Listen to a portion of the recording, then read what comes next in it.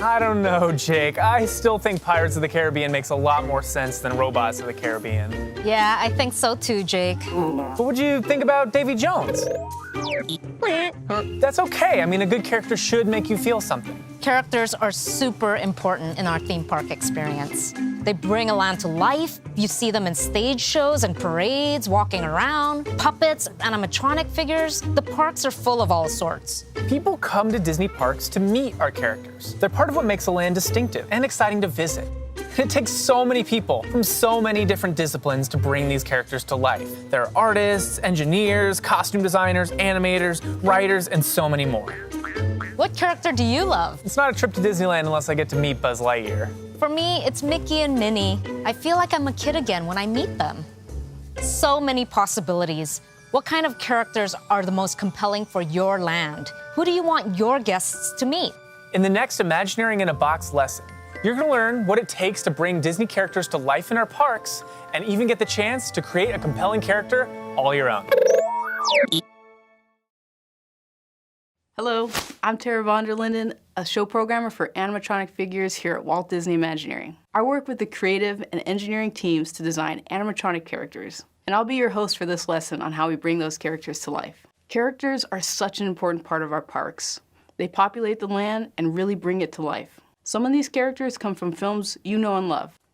Others are characters that we create. But no matter where these characters come from, our ultimate goal is to create an authentic emotional bond between our guests and characters. Walt built Disneyland so guests could go meet the characters. When I was a child, I went to Epcot Center and I got to go on the Journey into Imagination attraction, and I fell in love with a character named Figment. And kept bugging my parents the whole week we were there. It's like, can I get a Figment? Can I get a Figment? And I finally got a Figment. When I design a character, I try to make sure that guests coming into the park today get that same emotional feeling to characters I helped design that I had to Figment as a child. One of our most popular characters is Chewbacca.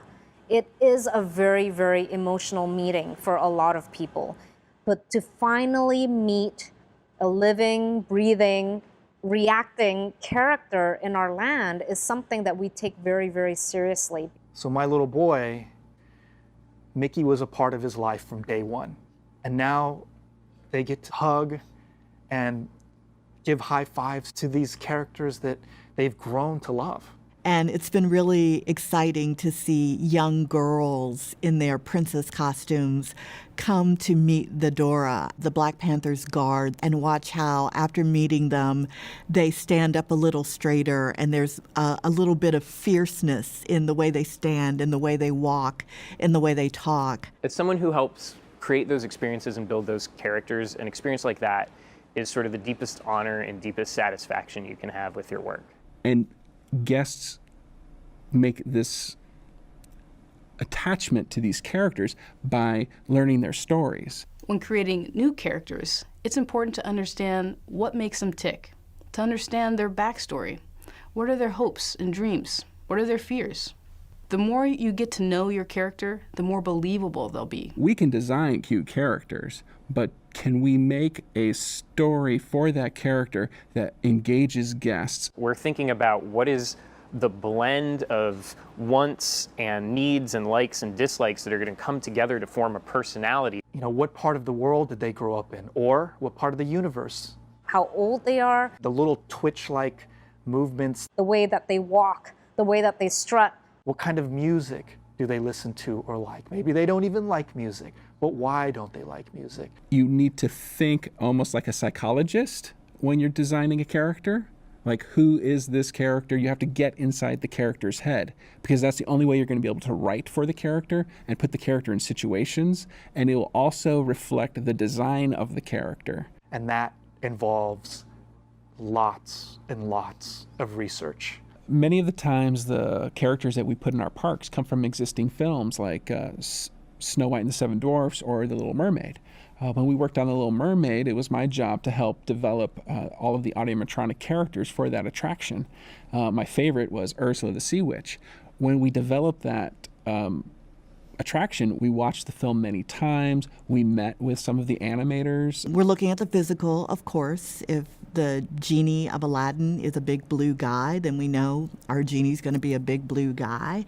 But we also look at personality traits. The fact that the genie in the animated film was voiced by Robin Williams means that he talked fast, that he was wisecracking, that he could improv.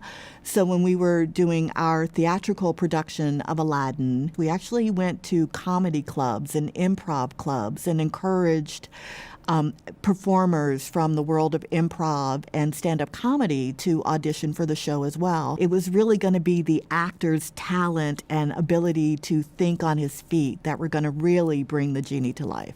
You have to build a character that is extremely believable, and that is one that you can see, you can imagine walking and talking in the land. Whether we're talking about animals, or whether we're talking about robots, or whether we're talking about princesses, or whether we're talking about superheroes, they all have the same human impulses that make them really relatable.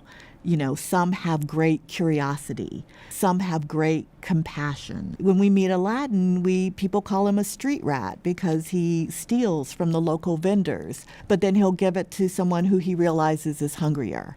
So you want to make sure that your characters have qualities that will make us empathize with them and sympathize with them and just want to spend time with them. Now it's your turn to start brainstorming the kind of character you might want to bring to life for the land or attraction you're creating. The next exercise will help you get started. An important part of creating a character is deciding what are they going to wear. And that's the topic of this video, costumes. We create thousands and thousands of costumes, from pirates to presidents to outfits for our furry friends. Costumes are worn by parade and theater performers, walk-around characters, animatronic figures, and of course, our thousands of cast members, from attraction operators to food service to retail that work all around the parks. And like everything else we do, the costumes these characters wear have been carefully designed to authentically support the theme and story of the land. It takes a lot of work by lots of different people to create our costumes. And like so much of what we do at Imagineering, costume design is a collaborative process involving many specialists. You might be surprised by some of the considerations we take into account. Every time we build a land, we want it to be a believable and an immersive and authentic experience. And that comes down to clothing as well. You know, what tells you about a character is also what they wear, and how they use the things they wear and how they move in the things they wear is extremely important, because it creates a sense of place, and it also creates a sense of time. Where does that character live? How does that character live? Is that character rich or poor? Is that character male or female? Does that character live in farm or city?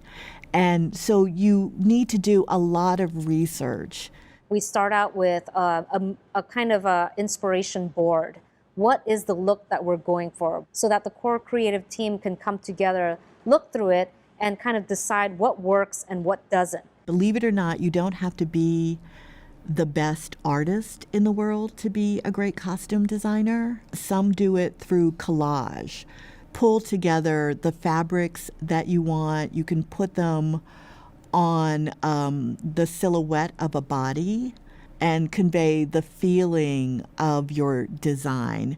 And from there, our costume designer would go away and sketch, do a very, very rough hand sketch of what that costume could look like. After that, we'll move to a muslin, which is basically just a standard fabric mock-up of a design.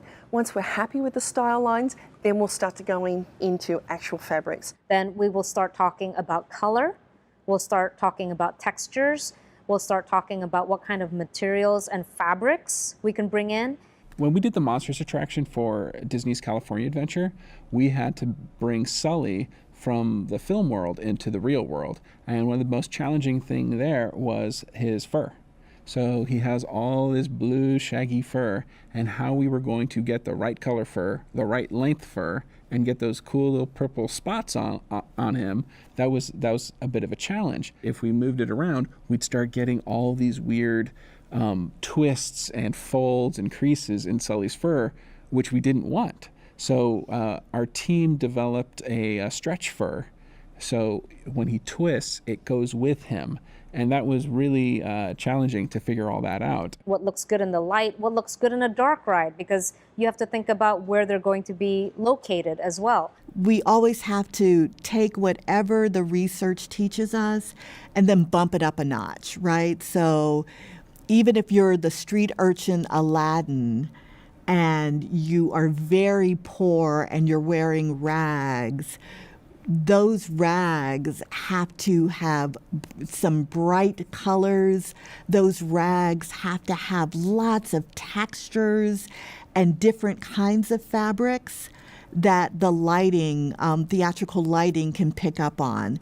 So even the simplest outfit is never simple. We have to make sure that it's comfortable for them to wear, that it's breathable, that they're going to be wearing this in all kinds of weather conditions. Anytime we have a costume that lights up or makes sound, they have to work with a full technical team, and they have to take that into account in their costume design. All those elements need to be hidden, but it still has to be a beautiful design, and the guests never know what went into that work.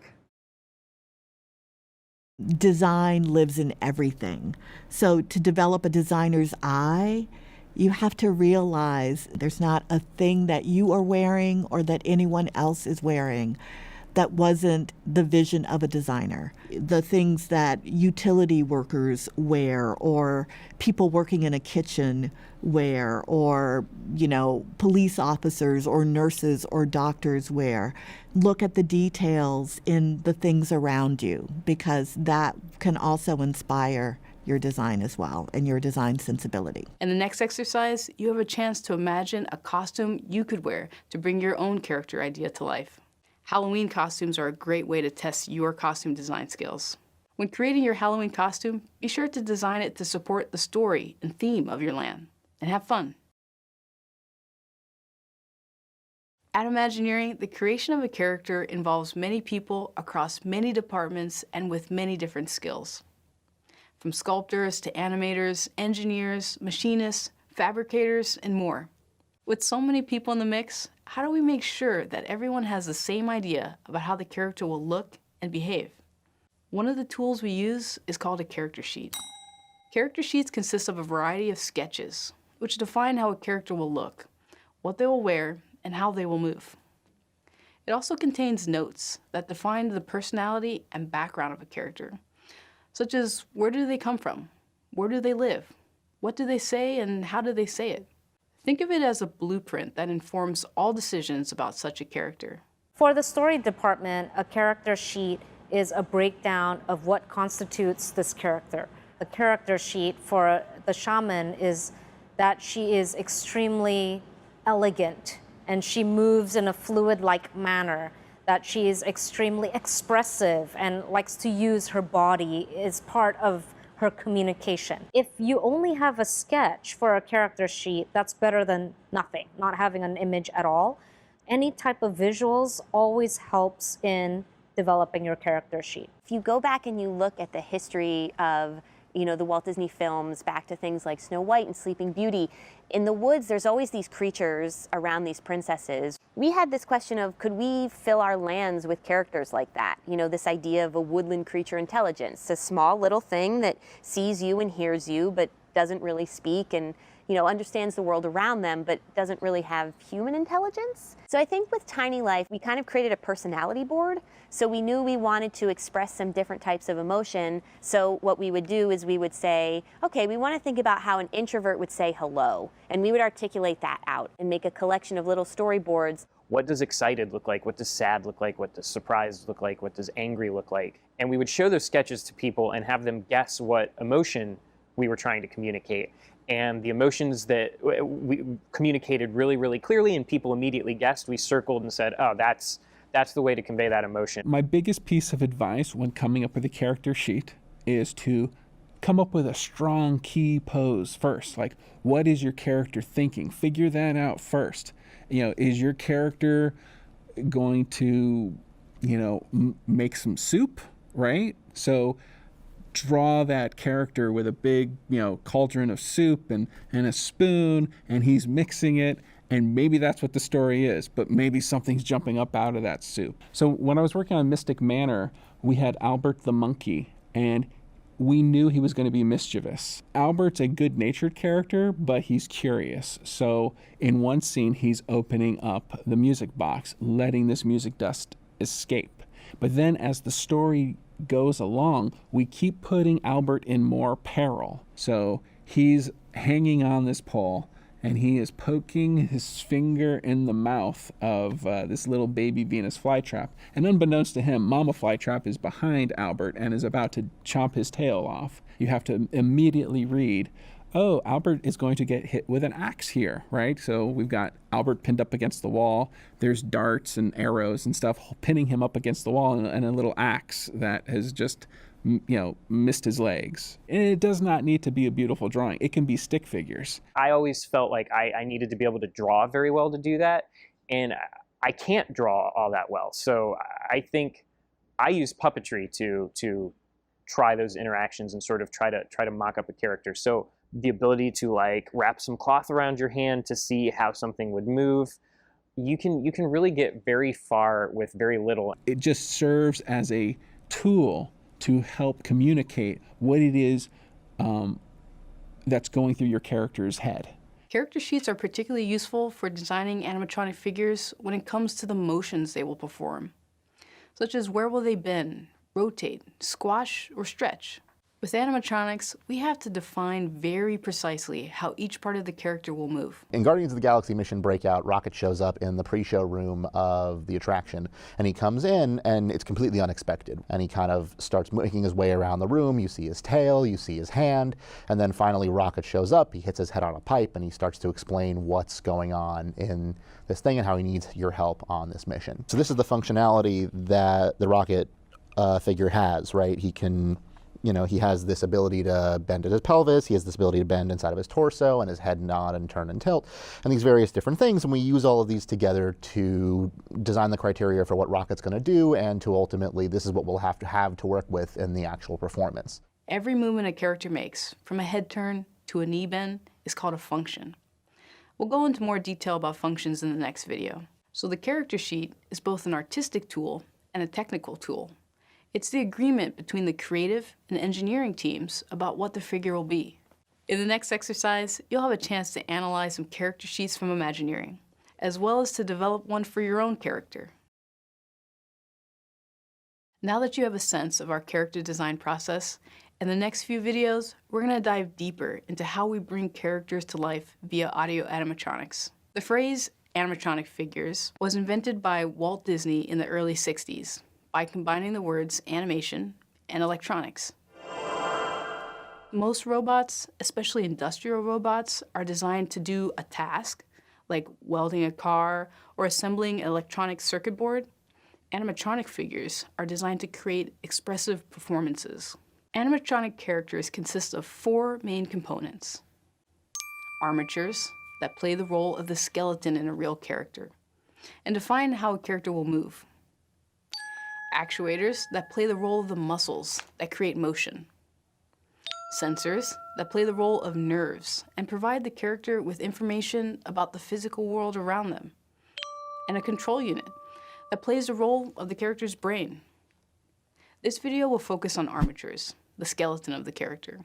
An armature is typically an assembly consisting of segments connected together at joints, allowing the character to move in different ways. Each individual motion that the armature is capable of is known as a degree of freedom, also known as a function. For instance, my armature, that is, my skeleton, lets me bend my elbow, so that's a function. It also lets me twist my wrists, so that's another function.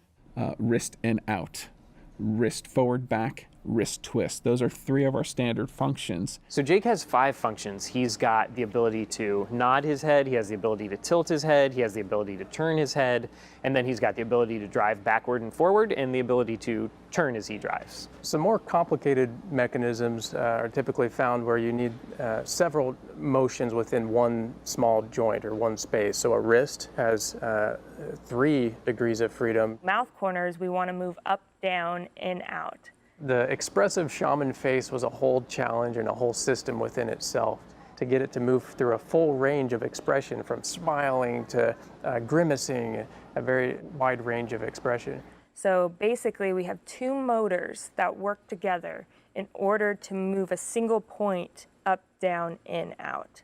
We actually had to invent a new function that had never been used before on any animated figure. I think we called it the nose scrunch, because Davy Jones has to wrinkle up his nose when he's talking because the squid skin is very rubbery and it has to pull up. And for him to look angry, he has to go, "Arr."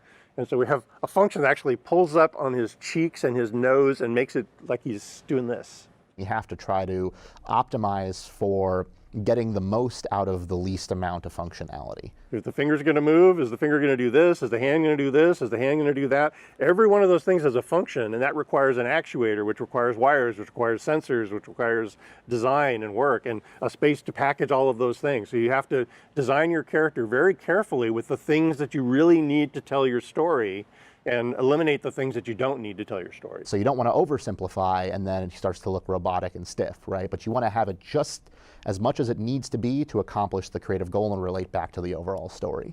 And then the animation that we do with the audiomatronics, it's just icing on the cake. You should be able to tell what the character is thinking and feeling if the figure was completely static. Before we build anything out of plastic or metal, we always start with 1 or more proof of concept prototypes. Prototypes are a way to demonstrate how a character will perform, using simple materials that let us iterate rapidly and work fast. And you start with building a toy. Prototypes do not have to be fancy. Even at Imagineering R&D, we will often build prototypes out of cardboard, popsicle sticks. So you have popsicle sticks with little push pins as your linkages, and you can just swing and move them to see how your final motion will look like. Paper clips, binder clips. Legos, in order to kind of build up that armature or to see how things can package together. Whatever we have lying around. What's important is to get the idea out of your head and onto the table as quickly as possible so that you can talk about it, iterate, change, and improve. One of the things we were kind of asking ourselves with Tiny Life is how much could we do with just a little? We built a super simple mock-up, which is this little guy right here. And he is truly a collection of parts from a hardware store, wooden dowels, the rollerball heads that we cut off liquid deodorant bottles. And we kind of slapped all this together with some scrap fur that we had found to make this character. And, you know, again, not a huge amount of functions, but we got a lot of information out of him. We would do studies where we had a puppeteer who would puppet him. We would film all of it, and then we would go back and we would look at what pieces of the motion did we really think bring this character to life. And what that helped us do is figure out, how do we design the final animatronic? Now that we've seen a bunch of different motion studies, we can figure out what features are important, what features do we maybe not really need, and from there we can make great informed decisions on how to build the final figure. It's important to remember that when coming up with a prototype, rapid iteration, trying versions over and over is key. Nothing ever works the first time, believe me. See, it just broke. In the next exercise, you'll have a chance to prototype a simple armature for a character of your own design. Have fun! Once we have an armature for a character that is capable of all the functions we need to make the character believable, the next step is to add actuators to actually make it move. Actuators are the motors and pistons that drive the movement of the character, kind of like the character's muscles. There are 3 main types of actuators: pneumatic, hydraulic, and electric motors. They create motion by different means and have different characteristics. Pneumatic is actually one of the simplest and easy to do even at home to get a pneumatic function running. They're typically lower force than a hydraulic or an electric actuation, and can have some squishiness or some springiness in the action. But for some things we do, it's actually perfect for the application. Hydraulics, on the other hand, much more force and the same size. So if we need some really dynamic or heavy loading or a very responsive motion, hydraulics are a quick way to achieve that. So electric motors, on the other hand, they're quite close to the amount of power you can get to hydraulics. They're actually not quite as powerful per size, but there's a fair amount of controls advantages, performance advantages. Then you start thinking of the physics. And in the physics, you start thinking, okay, what is the inertia of these armatures? And you know, inertia tells you how hard is it to move something and to keep it moving. And the other thing is, how much force do I really need to make this move? And the other thing is this thing really heavy? Because if it is, I'm going to need some really big motors or hydraulics. So all these things start playing together, and actually, how do I combine all these things to make this move? But no matter what type of actuator we use, there are only two kinds of motions they provide. Linear motion, that is motion along a line, like an up and down or an in and out. Or rotary motion, that is a spinning motion. The magic is how we combine these basic motions in our armatures in order to breathe life into our characters. When we did Davy Jones, it's a mixture of electronic and hydraulic. We used hydraulics for the really big movements, the really big things that had to move or had to move fast, the arms, the body, all of those big functions are hydraulic. But then like facial functions and facial moves and hands, those are electric. The future of animatronics is electric. The electric actuators are getting so much better that we can do some amazing new things in much smaller packages and with much greater detail of movement. Jake's neck has a simple armature in it. It is a stack of motors and brackets that work together to give him all the expressiveness that you see. One motor is just responsible for turning the head like this and turning the other two motors along with it. And then one motor is responsible for just tilting his head like this, and another motor is responsible for just tilting his head like this. And those three motors and the order in which they're positioned determine how Jake can move and what kinds of expressions we can get out of him. So the Tiny Life figures are 8-function animatronics. It's an all-electric figure, so every motor inside these little guys are electric. So it's got a nose up and down, that's the first one. We've got full motion in the head, so we have a head rotate. We also have tilt and up and down. And those motors actually sit inside the character's tummy, and there's 2 rods that help us get all of that motion. We have a squash and stretch, which makes the whole body kind of squish up and go up and down, which ended up being super critical, we think, for kind of being able to express emotion.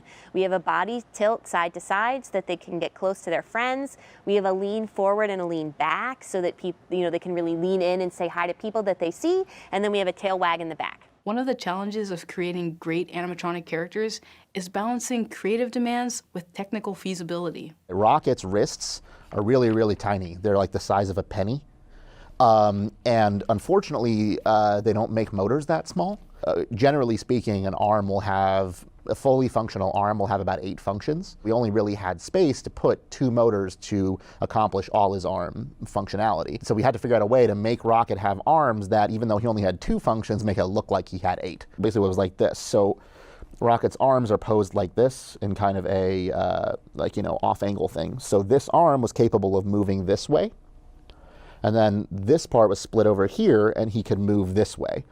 And if you pay attention when you're animating and kind of just make sure to follow arcs and various things that look more natural, you can kind of get these swinging functionality things that look like you're getting a fully functional arm. So there's a part of the show where Rocket turns and he's like, and you guys need to help me with the thing. And we basically just have him, he swings around like this, and most people see it and they're like, oh yeah, he totally pointed at me. And yet none of his fingers moved, his wrist didn't move, his shoulder didn't move. He just has this one capability here and this other one, but linked together, you get something that's more fluid and looks like it's totally working the way that you would expect. Remember, each function is there for a reason. It helps to deliver the performance that tells a story that connects with guests. In the next exercise, we'll provide you with an animatronics simulator that will allow you to build a digital armature for your character. When choosing your functions, think about why each function is important to be able to tell the story-driven performance for your character. Whatever you make, just have fun. Okay, time to roll up our sleeves and get to work building and actuating armatures. To do that, we've created an animatronics simulator for you to use. Let's start by loading a pre-built armature.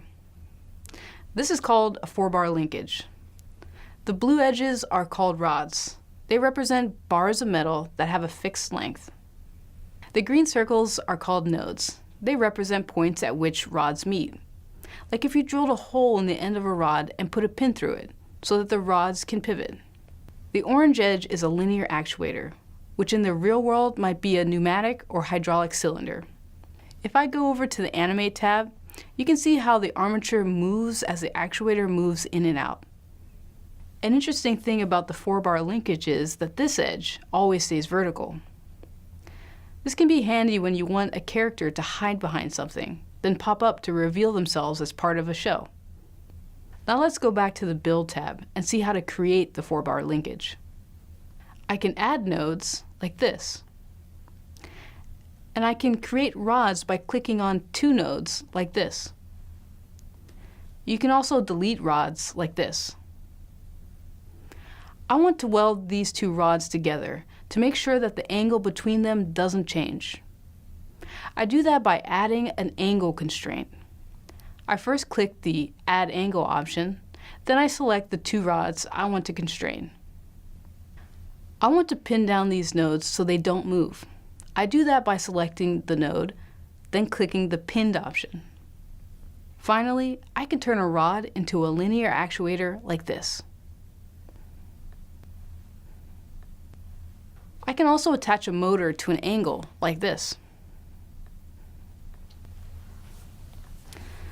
Those are the basics. Now see what you can come up with. Now let's talk about how to control an animatronic character. Recall that earlier I said that the control unit is the brain of the character. The control unit is 1 or more computers that generate control signals to drive the actuators and receive signals from the sensors so that the character moves to create a compelling performance. The software running on the control unit is responsible for coordinating the motion of all the actuators. There are 2 kinds of software that we'll talk about in this video. Pre-programmed performances, where the character does 1 or more predefined sequences over and over. And autonomous performances, where the character makes its own decisions about how to perform. A traditional audio animatronics character plays back a finely crafted animated performance. You want to control the speed. You want to control what part of the robot moves when. The tools really start with the animation. And so you want to create what position do you want the robot to be at what time. And it really goes back to that's the principles of animation. So when it plays back in the robot, it's telling every motor, you need to be at this position at this time. And when you combine all that together is when you get performance. When I animate, I typically start with the function that is the main root of the storytelling that I'm trying to do. So when Albert peeks up and walks up to the music box, getting his mechanism to make it look like he's walking, that's like the big body functions. But when he opens it, right, it's really all about the wrist, right? Because that's the key of the performance. So I'm going to focus on that little bit first, and then everything else in the head, the eyes, the torso, that's all to support the main action of that storytelling scene. We want to make sure that our characters are natural, right? We want them to feel like this is not like a animatronic version of Rocket. This is the real Rocket, right? He's really here right now. So one of the things that we wanted to convey is that he could be anywhere, right? He snuck in here. Nobody knows how he's doing it, but he can kind of pull off anything. And basically, we were like, okay, cool. Well, he needs to be able to be around the room. Well, it's not realistic for us to build multiple Rocket figures, right? And that's like, well, I don't know. Maybe it is actually, right? So what we did is we kind of took Rocket and split him apart into multiple pieces. So we have various pieces of Rocket all over the room to kind of pull off that effect of him moving from here to there. Now, through new and emerging technologies like natural language processing, speech recognition, computer vision, and artificial intelligence, we're able to make characters that see you, recognize you, and are able to meaningfully engage with you like they never could before. Jake is an autonomous character. That means that he uses sensors to perceive the world around him, and then he makes his own decisions about what he's going to do next. When Jake is interacting with people, he is doing a bunch of different things at the same time. He's trying to understand where he is in space. He's trying to understand where people are around him. He's trying to think about where he is in his show and his personality and sort of what he wants to do next. He's thinking about how the people around him make him feel and how that should change his mood. As we get into a future of autonomous characters, we're looking at characters that are building their own performances out of little pieces that we've told them about how to behave, but then they're combining those elements on their own to interact with a guest or respond to something in the environment in real time. The Tiny Life figures are using pretty simple cameras and microphones to see the world around them. But behind the scenes, the software is making lots of decisions in terms of what to do next and how to transition cleanly from one animation to the next. If somebody walks past their case, we want to be able to track them, right, to show you that we saw that person.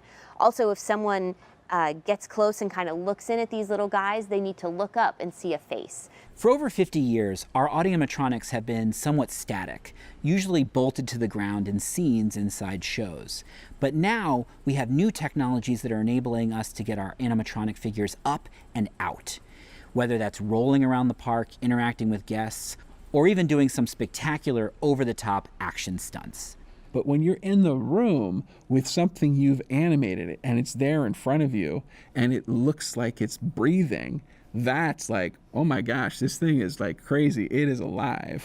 Now it's your turn. Use the next exercise to create a pre-programmed performance. And that brings us to the end of this lesson on bringing characters to life. You're now an honorary Imagineer. For this next exercise, we've created a digital character that you can animate. This slider controls which frame of animation you're looking at. And each of these channels control a different part of the character. Let's make the skin of the character transparent so we can see the underlying armature and actuators. This channel controls this orange actuator that squashes and stretches the body. This channel controls the head tilt, and this channel controls the up and down motion of the eyebrows. Each of these blocks indicates a period of time during which the corresponding actuator is moving. Click on a block to change the time the actuator starts, and the length of time it's moving, and finally, the speed of the move. See what kind of performances you can create.